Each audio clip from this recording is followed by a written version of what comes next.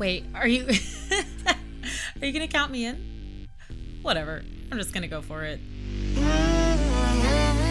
Welcome to the Queen's Lead podcast. I'm your host, Amy Singleton, and as a child of the 80s, I'd love to say queens rule, but they don't. Queens lead. Being a queen means you are worthy to be a leader of people. The guests on our show do exactly that. They are leading the way in their businesses, families, and communities. And they're taking their rightful place in the spotlight, leading and inspiring the developing queens in all of us. Welcome to the Queen's Lead podcast. Now here's your host, Amy Singleton, the queen of realness, leading conversations about business, life, and the real shit you want to know.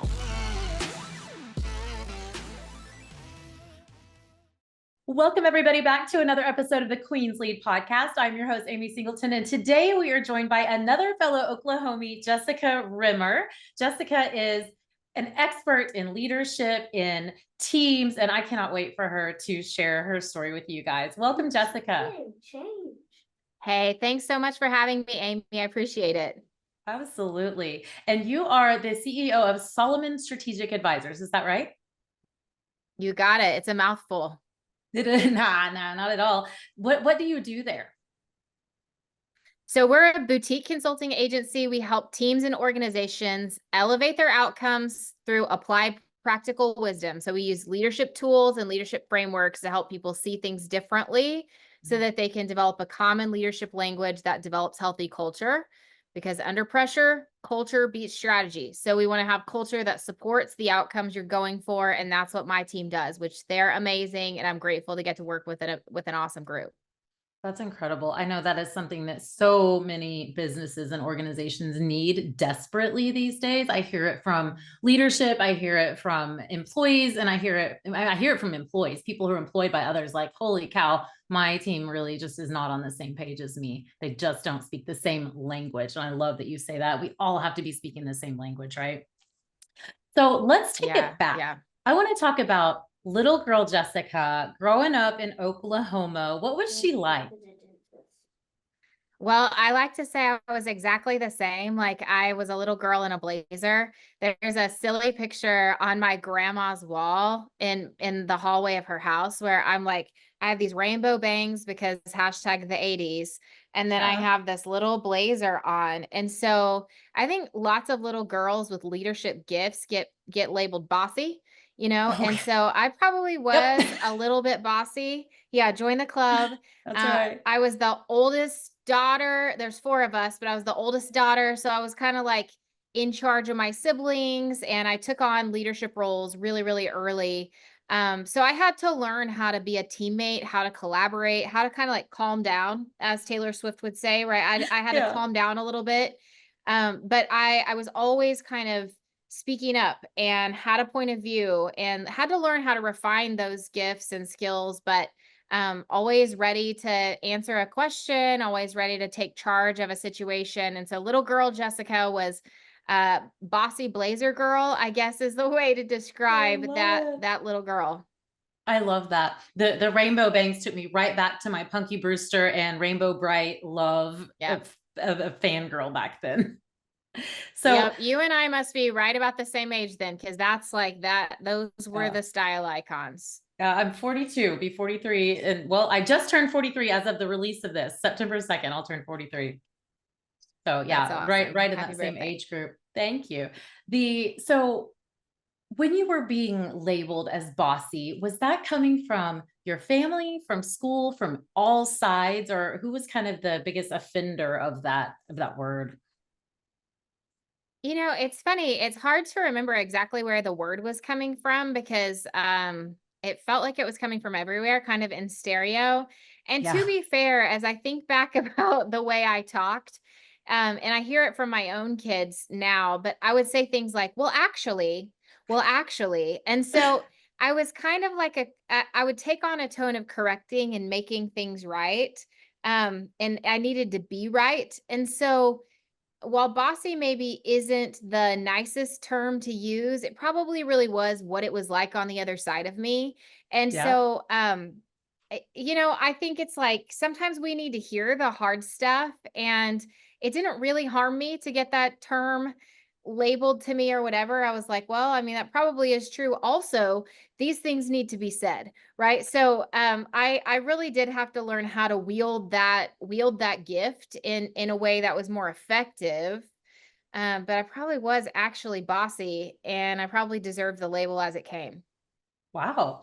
That's an interesting perspective because I've talked to so many women, myself included, who were labeled as bossy or loud or obnoxious. And my family had this little thing, this little motion they did for me. It was like this, like, Oh, shh, calm down, turn it yeah. down. And when I was speaking one time, a lady came up to me just crying and she said, my family's motion was this, like turn down the radio knob. And so many Oh, people since then have told me, like, yeah, they had this motion. So I always took it as a little bit mean to me. And even though you're totally right, I mhm, was bossy. I probably did need to be put in my place, but the way mhm. I perceived it back then was in a really negative light. So it's interesting that you see that as a positive. Well, and Amy, to be fair, I think I've probably healed a lot from it. And so, like, you're hearing probably like a better reframe now than For maybe how I sure. might have talked about it at 25. Like, I'm a Yeah. really long way away from it being painful because I can Hmm. see from other people's perspectives now why it would have felt that way. I Yeah. do know that I think that, like, the label intense, like, that's a label I still get to this day. Gosh, Jessica, you're really intense. And that one's a little more quizzical, a little more offensive than Hmm. bossy. Um, and I think I take that and I'm like, okay, where is that other person coming from? And how do I build influence given that perspective? But that's a really adult way to process it. I think Yeah. as a child, I did have some questions about what's wrong with me, and I think Hmm. that's the place where all of us need to be a little more thoughtful with each other is like, am I is my feedback to another person, and this is supervisors included, is my Yeah. feedback to another person making them ask the question, well, gosh, what's wrong with me? Am I flawed? And so I certainly did ask that question for a season of time, and probably in my moments of, like a little trip to the pit of despair, I can probably ask that even now. But I think my adult self can look back and see what people were trying to say, and Yeah. I have a different perspective now than I did maybe 20, 25 years ago. Yeah. Perspective is everything. And time definitely makes a change in that, in our perspective. So growing up, did you have an example in your life of an entrepreneur or someone that was running their own business the way you are now? No, I think I'm like a caught by surprise entrepreneur. So I don't know, Amy, how many people you have on here who are like, oops, Yeah, I I'm fell running into my own this. business. Yes, so I didn't many. mean to. Yeah. So I don't know that I ever was looking for people. I never saw myself as an entrepreneur. I never saw that as a pathway I would or could take. And so I really admire people who are seeing that early for themselves and like looking at mentors. I think looking back, I always had some giftings. I was kind of a hustler. While I can't say that I was an entrepreneur, that I had anybody to look at, I was a really hard worker. And that comes from just being from a Oklahoma family of really hard workers where you don't have much money. And so it's like, what Yeah. are you going to do? Like, you're going to sell lemonade so you can buy fireworks. You're going to, go work at the funeral home across the street so that you can have gas money. So I think there's, again, some benefit through the struggle that taught me or gave me some of the skills it takes to be entrepreneurial. But man, even when I was very first starting out, that title was like, I'm not an entrepreneur. And I Yeah. really What had is to that? like let the label settle. What the heck does that mean? And could it possibly fit me? Yeah. But it wasn't always that way. Tell us about your early work life and early career. So my background is in higher ed. And so my very first job, I was in charge of freshman women, 200 freshman women.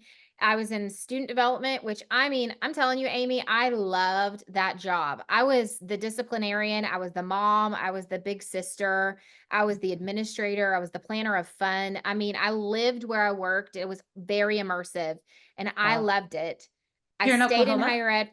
Yes, yep, my first job was at Oklahoma Baptist out in Shawnee, which, Okay. if anybody's been there. Yeah. And then I stayed and worked in higher ed for about 15 years, and 6 years ago, I just started getting this sense of, like, internal discontent, and not like I didn't like my job anymore, just like that sense that there's something different, there's something coming.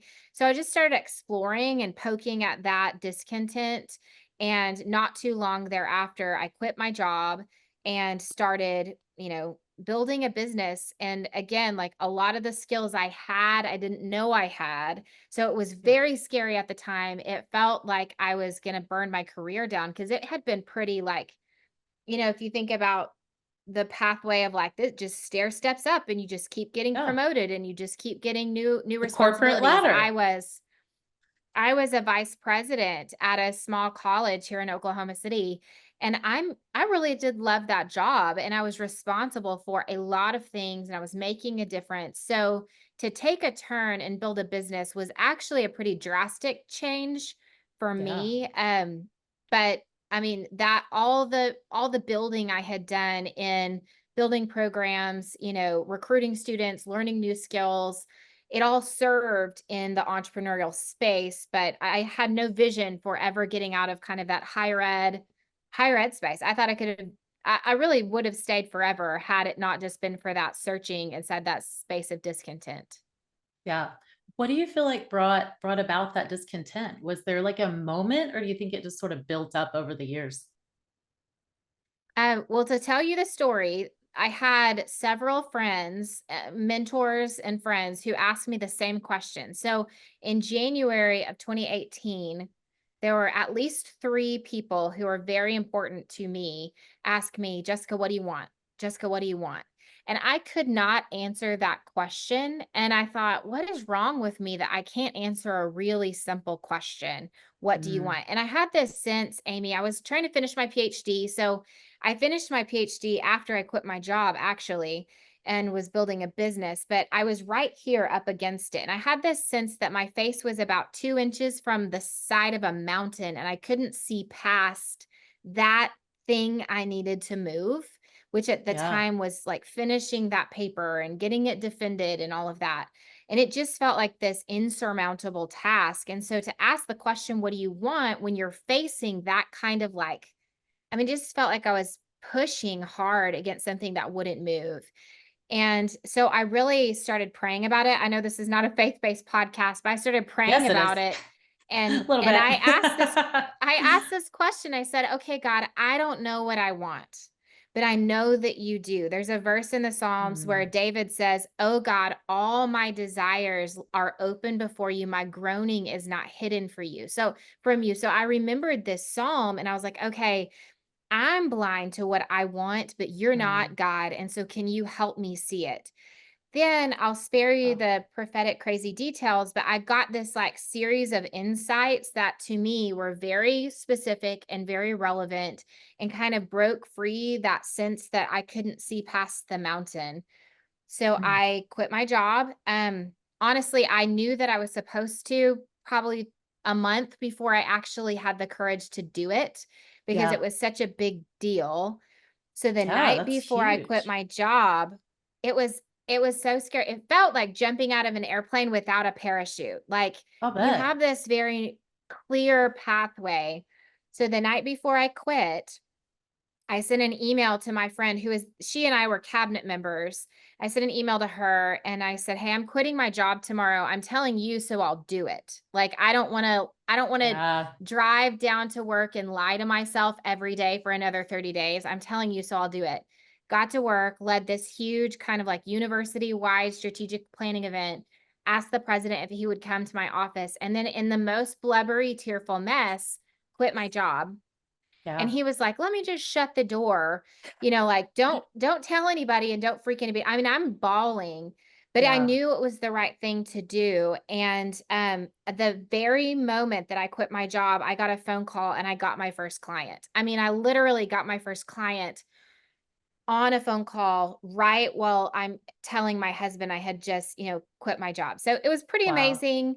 I don't think that that happens for everybody, and I don't take it lightly that happened for me, but it was good confirmation that this was directionally the right way to go, even though it still felt really scary and really big. Yeah. Well, you said you were going to spare us some of those, like what I would call a God wink or the coincidence that people would say, but would you mind sharing one of those? Because I think so often as women, we ignore our intuition, whatever you want to call it, intuition, God wink, coincidence. We ignore those things, and those things do not happen by accident, if you ask me. So would you share one of those things that happened so that we can maybe kind of tie that back to our own lives? Yeah, thanks, Amy. So again, whatever people believe about this, but I call it the sacred echo. So there's a book Mm. by Margaret Feinberg called The Sacred Echo, and Ooh. she expresses it as when God speaks to you and then it echoes through your soul. So I used to think, since God has to tell me multiple times, there must be something wrong with me, until there it is. There it is. Until Margaret Feinberg was like, no, no, God is kind with us. He has a sacred echo. He allows things to echo across our soul. And it's almost like he understands where we are and how tightly we hold the things that we think. Even like I Ooh. thought, I'm doing this job for you, God. This job is for you. Everything that I do is for you. So I was holding tightly to this thing I thought I should or supposed to be doing.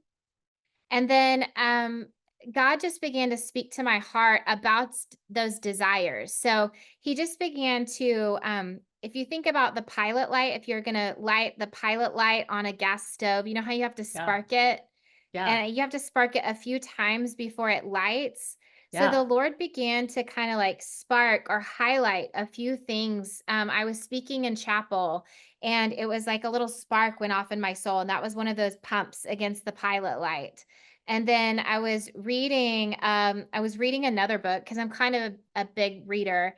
And there was this question that Joe Saxton asked, which was, what was the dream that God had of you before other people put their expectations on you? And there was another Yeah. like spark of insight. And I knew exactly what that meant. And truly, for privacy reasons, I will not tell you exactly personally what that meant, but I knew that I was adopting leadership styles and expectations. I was taking on so many other people's expectations that was the reason that I was blind to my desires. Is Wow. I, one, didn't think that my desires had any merit in decision making. And Mm. two, I was kind of like, I was bent towards doing things that other people expected me to. Oldest Yeah. daughter, right? Like I was bent towards Yeah. that. Yeah. I'm responsible. I'm really responsible. I'm bent towards doing things that people I respect are asking me to do. And so when I read that question in that book, that was another spark that kind of illuminated my soul. Wow. And then I had an actual prophetic encounter. I was doing yoga. This is so random, but I was doing yoga on this women's retreat, and I had this woman who I really didn't know very well at all, but she spoke a word that had been in my Bible study that morning Wow. directly to me. So it was like there were several different just little sparks that gave me the courage to jump out of the airplane. And Hmm. Amy, I did not think, like, I didn't jump out being like, I bet I'll be successful at this. I was like, it is clear to me what obedience looks like. That was Yes. all. It Yeah. is clear to me what obedience looks like. It wasn't clear to me what business success looked like. It wasn't clear to me what building or future or vision. I was clear on what obedience looked like. The Yeah. end. Hmm. And Yeah. so that, like, the Lord had to take me there to where I was willing to jump and be obedient. And I think that that put me in a place of total dependence when I was taking all the rest of the next steps to build the business. Oh, Jessica, okay, here goes the crown for those of you watching on YouTube. Like, that is queen leadership stuff right there. Like, the laying it down, the obedience. I recently had a similar experience on the beach in Cancun. back this summer, and there had been I've always expected like the voice of God to be just like, "Oh," like, hey, slap you right across the face, like, here's what you're supposed to do. But like you said, it's these little whispers, it's these little pilot light sparks that you hear something in your mind, you're like, wait, is that what I'm supposed to do? Is that you? Is that me? Is that my own voice? What's happening? But when it happens over and echoes, I love that you say it's the sacred echo. I got to go read that, because the echoing that comes, and God told me to do something that I was not ready to do. I was holding on to it so hard, like a peanut butter. I go back to my youth group, and I've had this on and off relationship with God my whole life. 5 years old, so in, so out, so in, so out, really out. Like not so long ago, I would have told you I was a universalist. Maybe I was an atheist. I didn't know. Like, forget it. I'm done with all this church crap and all these things. But Yeah. tagged me again, like, hey, I'm still here, Hey, girl. Hey girl, Mhm. hey, come on back. We're gonna do this together. But I go back to the sermon I heard as a teenager in youth group, and he was like, we're all holding on to this peanut butter and jelly sandwich. Because it's all we know, right? Like, we grew up kind of like podunk in Oklahoma, and like, oh, I didn't have a lot of money either, but we think this is this great, wonderful thing. And when we release it and let it go, there's like a Thanksgiving spread on the other side of that obedience. Mhm. And I'm not kidding you, Jessica, within 24 hours of laying down the thing I was gripping, I made more sales. I had more connections. I had more peace in my life than I ever had before. And it was coming from that place of obedience, not knowing where that was going to lead. Yep. So bravo Yep. to you for that. That's incredible. Well, I So wish it was a singular life experience. I think that keeps happening to us, Amy. Like, I think yeah. that like that desire or need to stay dependent on the Lord is actually the best place to live all the time. But Yeah. I don't know that I always want to stay there. Like, I want to No like way. retreat back to like control and comfort. Well, yeah. So I mean, like, I'm an oldest daughter as well, like all these expectations of good grades and the responsibility. I heard that so often. You're the responsible one. You're the one that we know, you're the one that knows everything. Well, no, I don't. And it's easy to circle back into that place of us being in charge of it all. It's yeah. really hard to let Yeah. it go. So, what was that first client? What were you doing for that? And how has that kind of reiterated over these past 6 years? So I love something happens to me when I get a client. I don't know if this is the same for you, Amy, but like it's like my heart. I fall in love with them. I love them so much. So my very first client was a local Oklahoma City marketing agency, smallish. They had good revenue, and their CEO actually was overseas for the first several months I was working with his team. So he like just took it on faith from somebody else's word that I was going to do a good job. I'm Wow. brand new pregnant. I'm meeting his team. And I had a bunch of time. So I just served them. You know what I mean? Like, Yeah. it was like, you're going to pay me this much and I'm going to do whatever you need me to do. And Yeah. so I think that opportunity to just be like faithful and overserve that group, we were knit together. I served that group for 6 years. I think it's Wow. only been in the last couple of months that we're on a little bit of a pause, just reevaluating what they need and that sort of thing. So they have been a long-term client for me and a major referrer of other business. So I looked at my second year in business, that particular CEO was responsible for like referring a third of my revenue. And Wow. so it was really a good lesson in just like serve really, really well, be faithful in the things that you have in your hands. And that is the thing that leads to additional opportunity. Wow. That's excellent advice. I hear you saying, like, if you're brand new in business, and we all want to go out and get like 5, 10 clients or whatever, but when you have the one client, you serve them like it's the only client you have, you're going to continue to do that. And that's what brings success, is just going all the way in for the person that you're serving and serving them well. That's so good. I think with all of your clients, and I recognize probably some people are in like a product business, but if you're in a services business, you have to become a we. You have to become a we are, when I think about us, so you have to become an insider. You need outsider objectivity depending on what you do or what kind of your role is with the business. But that was the thing I think that or is the thing I think that continues to drive my success is I consider myself a part of the team. Like I may not be an employee here, but I am totally a strengthening agent inside this organization at the executive level to help you win, to help your strategy be successful. So I'm not successful unless you're successful. And Yeah. I'll dream about solutions. I will think about them on the weekends. I pray, like I solve and try to really think about ways that we can solve problems that may or may not be totally within my scope of work, but because I love them and because I want them to be successful, I keep them close to my heart and close to my mind. Yeah. Um, Talk to me about your purpose. You mentioned you're writing a book right now on the subject of purpose. Do you feel Yes. like So I'm that's what led you to this new place out of corporate and kind of into your own, was just following that thing? that's a good question. Like chicken or egg, was it this thing leading Yeah. or did I, Or did you find it after? Yeah. or yeah, did I find it after? So I am writing a book on purpose. The book is called The Purpose Formula. And so it's just a way to find your purpose. It's exploring your desires, your design, and your disappointments. So those three elements are the three things that help you have a sense of like, why am I here?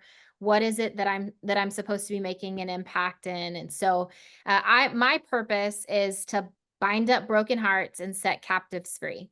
So in everything that I do, you may think that that doesn't sound very businessy, right? But if you think about a lot of the engagement or the Gallup data that you read, a lot of people are looking for jobs where they can flourish. A lot of people are looking for places where they can be successful. Well, that's a form of freedom. And so the way that I view my purpose activated into my business is when I'm coaching or when I'm consulting or when I'm building out kind of a culture plan, I'm looking at ways that we can create kind of structural justice so that people can be free and healthy Yeah. and that the organization isn't crushing people, but that the organization is actually a garden or a cultivating center where people can be fully alive and fully human. So to me, the way that I describe bind up broken hearts and set captives free,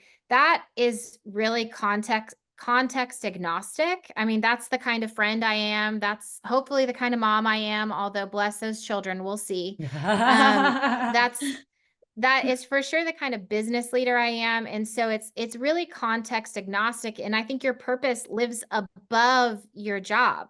Your Oh yeah, purpose for is the sure. thing that fuels what you do. It fuels how you show up in relationships. And so I think a lot of times people get focused on like, well, my purpose is to be a teacher. And I was like, no, you're being a teacher is a mode. It's a modality. It's an expression of your purpose.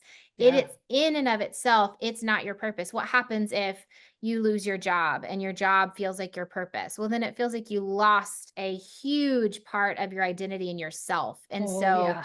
that purpose needs to be something that lives above it and that serves, how you show up in every circle of influence. That's so good. And that's so confirming for me as well. Like my purpose, again, is very agnostic of my business, but it leads everything I do in my life. It's on a plaque right over here on my wall that says, my purpose is to bring hope and purpose to those who have failed. Whether that be they Mm, failed themselves, they were failed by others, or they were failed by their health. Three things I have been failed by or failed myself in. Like there's hope and there's purpose for us beyond those things. And when I was trying to figure out what that was, my mindset coach that really led me to that place of finding what that meant for me, he said, your purpose is something that you can serve no matter where you are, no matter what you're doing. that's right. Amy, you're voted most likely to go to jail because we never know what's going to happen with you. But even in jail, you could bring hope and purpose to other people, right? Because I got Mm, so wrapped up in what he would call, what Jose would call my finite projects, right? Being a mom, being a nurse, being a wife. Well, guess what? My oldest is 20. He's coming over for dinner this week, but he's gone. I was a nurse. Don't have that job anymore because my health robbed me of it. I was in a wheelchair at one point, could not be a nurse. My first husband, together almost 20 years, married almost 10. divorced after 9 years of marriage. All of my, Mm. what I thought my purpose was tied up in those things. And as those things were stripped away from me, here I was searching. What am I doing here? Why? What am I even living for? It's a really And tough I place to think be. that question, Amy, and I can tell that it matters to you, but that's a question a lot of people are asking right now. What's the point? Like, Yeah. we're seeing a global rise of sadness. Why am I even here? And I think that that goes back to that story I told earlier of like putting on other people's expectations. It's really hard to live your own purpose under Yeah. the weight of other people's expectations. Yeah. You're going to try to derive some meaning from their expectations, but when you know what your purpose is, you can carry those expectations of other people or not Yeah. without losing a sense of dignity and worth. And we all have dignity and worth because we're humans, no Yeah. matter our physical ability, no matter our mental ability. And so I think like tying it to something that we do rather than something that God has given us, that he has knit into each of us a purpose and that we are serving his grander plan. Like, to me, that's something that can't be taken. It can't be Yeah. taken by loss of anything. That's right. And I think, my son will be, by the time this airs, he's already 16, but later this week he turns 16. That's my youngest. And then between my husband and I with blended children, our oldest is 29 with 3 grandchildren. So Mhm. it's really difficult to have these conversations with mothers of young children. Sometimes you're like, oh, my kids are my life. They're my purpose. I hate to tell you that they're not. I mean, they are a finite project and very important to your purpose, but they're Mhm. going to leave out your door one of these days and they're going to be buying a motorcycle and having a girlfriend like freaking you out. And you're going to have zero control or say so. And, we see it all the time, empty nest syndrome. The parents have nothing in common. The mom has nothing to live for. And then she's really lost. And I really Mhm. want women to come to the understanding that they are innately of themselves valuable without having to tie that Yeah. purpose to someone that they're raising. Yeah. That's so good, Amy. It's so good. It's hard. It's so hard. It's so hard because we want them to be our perfect little babies and stay there all the time, but they won't. We have to have something to They live for won't. beyond that. They won't. Well, and I think like I take my purpose, you could probably take your purpose and do the same. Okay, if my children are the people, I'm supposed to bind up their broken hearts and I'm supposed to set them free. If I take that and I'm go, okay, they're recipients of that purpose. I'm Yeah. the right mom for them. Yeah. This is silly, but That's when I right. left the hospital with my first kid, there was this dumb video, VHS, you had to watch that was Yeah. like, you're the right mom for this baby. And there was something like so comforting to me about this because I was like, oh my gosh, like I don't feel maternal. None of this is instinctual. Like, when's it gonna kick in? Like, Yeah. where's the man? Like, it felt really foreign to me. And so sometimes I'm like, man, they deserved a different kind of mom. Like Mhm. they deserved a more like a softer version. Like they should have someone, recall notice. There should be a recall notice and Oh, I feel they that need so a hard.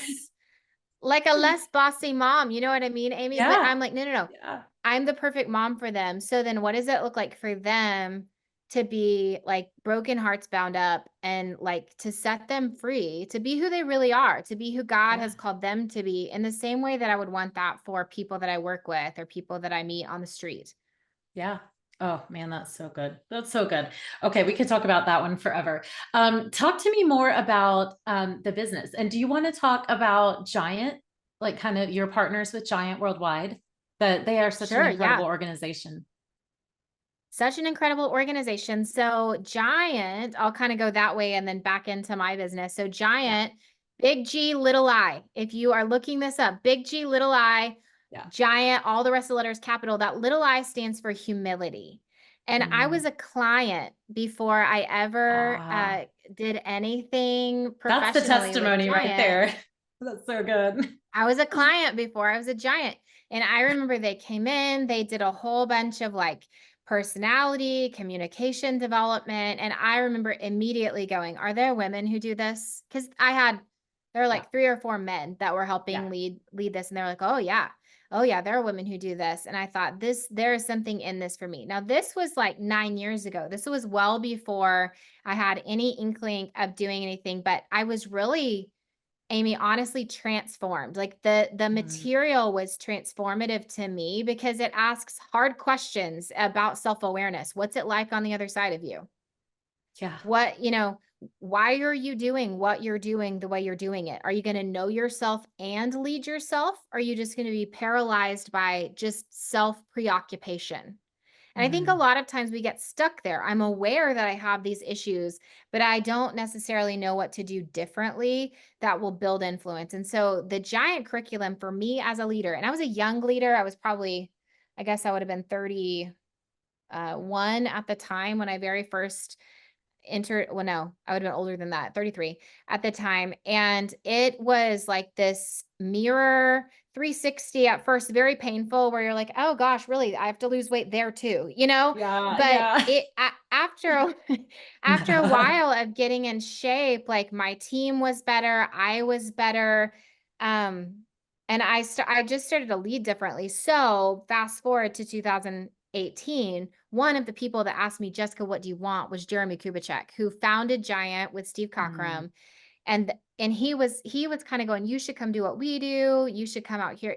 So when I left my job in 2018, I actually joined up with Giant. Like that was the brand forward. They went through a business transformation in 2021. And it was kind of like, okay, everybody who's been a Giant consultant. So that was my brand to Oklahoma City or to the world. And I had a lot of cool, super cool clients that first year. Like Google data centers. I mean, I've worked with Google, Dell, Microsoft, um, uh, Facebook, Meta. I mean, like lots of cool, big Paycom, just like yeah, big companies. And so when Giant went through a business transformation in 2021, it was necessary for all of us who were using Giant's brand to then transform our own businesses into actual brands facing forward, that we had our own mission, we had our own team. So in 2021, I built Solomon Strategic Advisors. I started building a small team, and it went from like there were 3 of us to now I have 10 consultants and a back office team of 4 or 5. And so it's been really fun to build out. I will say fun, adventurous, and also all the things that business is. Like I've lost big clients. I've faced things like you go through all the like grief cycles of building and losing. And so for the most part, I think it's fun. And then sometimes I'm like, where's that parachute? yeah. Why am I doing this? But Mhm. then you have your purpose to come back to, right? Like that's the why. Yep. What hmm 2 questions. I'll save that one for the end. Um, what is the biggest problem that you see? Well, this is a two-part question. When people come to you, what is it that they think their problem is? And once you start working with them, is the problem really different than what they think it was? So I think they usually are describing the tip of the iceberg accurately. Like the Yeah. tip of the iceberg is like, hey, there's this problem. It's above the water. We can see it. Typically, we do get people who hire us and are like, we just want to build healthy culture from the beginning of our business. Like I definitely have companies who come and they have a goal, not a problem. And so I Yeah. never mind at all working with a company that's like, we want to build a healthy culture that supports our strategy from the beginning. I have a Yeah. handful of those. It's been really fun. It's really creative. We've started mission, vision, values, organizational behavior, strategy. Like we get to do the whole thing whenever we're talking goals. When we're talking problems, typically there's some sort of interpersonal conflict that is impeding organizational ability. So maybe the executive team is struggling to execute, or the executive team is struggling because they think that there's this one person who has a problem and she's hard to work with. Yeah. That's where we've got the tip of the iceberg that's like this one person is hard to work with. And then you start taking things out of the box and you start looking at all of them. It's like, well, also, every single person at this table has some sort of malformed set of behaviors that are contributing to the lack of health. And so, Yeah. what we do then is help paint a picture of what does healthy look like? What does a high performing team do? And then we begin to make adjustments, chiropractic adjustments. We begin to teach language and we begin to work on self-awareness. And then people start going, oh, well, what's it like on the other side of me? Like, yeah, that person still is hard to work with, but what am I introducing into the scenario that may be Yeah. contributing? And that's where we get traction, is when we get every member of the team starting to work on themselves rather than being annoyed with so and so, Yeah. because that begins to make a team adjustment on a much larger level. You get traction towards the outcomes of the organization versus I'm just fixing this one person. It's almost never just that one person. It's like it's that one person and how we're responding to her. It's that one person and also how we're avoiding conflict and we're not being clear about the feedback. It's that one person and we've given her every chance she has, on the planet to change, but we're not making the hard decision to actually let her go.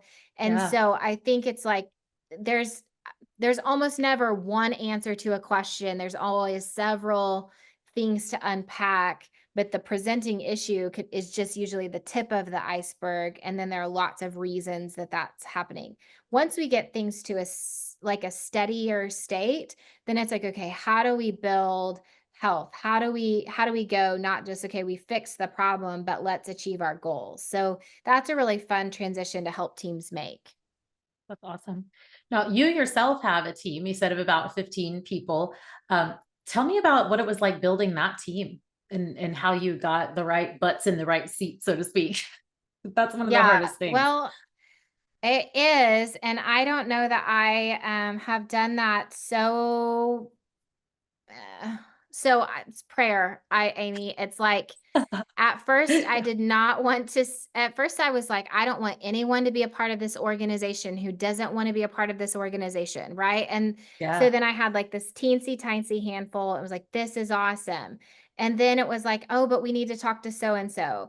And so it was like a little tiny band of brothers sort of formed. And then was like, oh my gosh, I can't do this by myself. And I was waking up every day going, I need somebody so in our language, it's like the five voices. So I'm a creative pioneer, which means I'm future oriented and I drive really hard. I have a lot of intensity. But I knew I needed someone who was like a detail executor. And so I was waking up every day going, I need a guardian. I need a guardian. And I am not kidding you. But the ideal guardian called me out of the blue and said, God told me to call you. And I was like, well, that's so crazy because I've been praying for months. And I didn't call Wow. her because she and I are friends. So I knew what her kind of like plans were and her trajectory was. But she Yeah. said, God told me to call you to talk to you about like a role. And I was like, that's insane. That So is it insane. really has been that. Um, so far. And so I Wow. don't know if it changes from like a prayer-based strategy to something else futurely. I definitely don't know how to tell somebody to scale that. But that's been the way that it's worked. Yeah. Well, I can definitely speak to being the kind of visionary, the CEO seat. If you don't have a COO integrator with you, which that's my husband and partner, business partner, husband, like he is everything about managing projects and keeping things moving along. And I'm going to squirrel off to my next big idea. Right. So it took us forever to really get ourselves aligned in that, making him the operator and being able to move those things forward, because people like us or people like me who are, I forget what I am on the five voices. I took it a while ago, but yeah, I am that dreamer visionary who is not going to keep things moving along. We have to have that person to be successful in business 100%. I'm so glad you found your person. Me too. Huge blessing. Huge, huge. So here was my, oh, I can't believe we're almost out of time. Um, what, what do you want? What was the answer to that question? Ah. What I wanted was and I still want it. I'm still on the journey to go there. But what I wanted was to speak on stages to encourage people's hearts with a message of hope. And I have been able to do that in big and small ways. big and small ways. And that is still what I want. That is still what I want. That's why I'm writing the book. That's why I'm, kind of moving in that direction. So I'm working to get my company and our work more self-sustaining so that I can continue to move in that direction. Because I want to stand on stages. I've been incredibly not stand on stages like that sounds like you want to be famous. That's not what I mean. I talked to 600 widows 2 weeks ago, and it Mm, was the best day, like the wow. best day. So it's not about famous. It's like I've been so impacted by ideas and Yeah. people who could communicate ideas in a way that was just what I needed to hear. And so I Yeah. want to be that for other people as well. That's incredible. I'm so glad that you have that calling. It took me a while to understand that it doesn't matter if it's a big stage or a small stage, like someone showed up to hear you, right? Even if your social media post gets one like or one comment, that's Crazy. one human being that you impacted that day, right? Like it's about the Mhm. impact that you can have, not the notoriety, but you really can't have the impact without having the notoriety. So it's like this constant struggle, right? To know like where am I? In the center of that Mhm. purpose. But what an incredible story. Thank you so much for being my guest. Is there Well, anything thank you else for that you having want people me. to know about you?